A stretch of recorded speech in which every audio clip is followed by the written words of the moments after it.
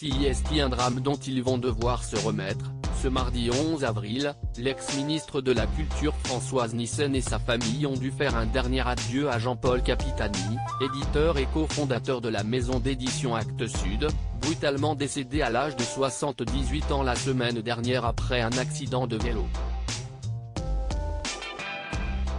Marié à la femme politique depuis les années 80, il partageait sa vie privée comme sa vie professionnelle puisque tous les deux collaboraient au sein des éditions familiales, que Jean-Paul Capitani avait fondées avec le père de Françoise Nyssen. On comprend donc à quel point la septuagénaire était abattue par le chagrin ce mardi, à Arles, où elle a retrouvé sa famille pour ce moment difficile.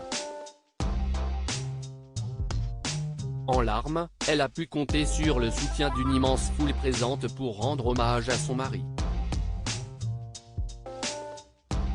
Et notamment sur une grande famille recomposée. Avant son mariage avec Jean-Paul Capitani, la ministre avait eu 2 enfants d'une première union, Essoun et Julie.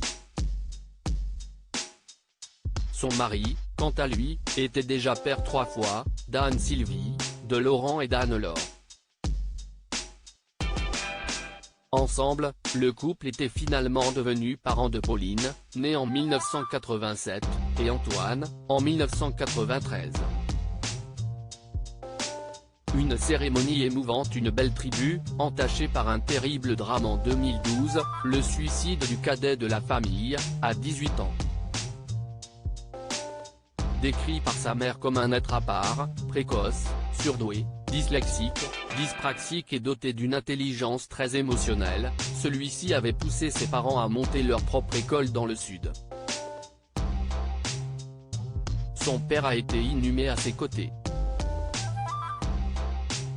Très soudé, le clan a cependant pu compter sur plusieurs personnalités locales, qui avaient fait le déplacement pour une cérémonie très émouvante, selon nos confrères du magazine La Provence. Pour rappel, après la mort de Jean-Paul Capitani, les réactions avaient été nombreuses pour honorer sa mémoire.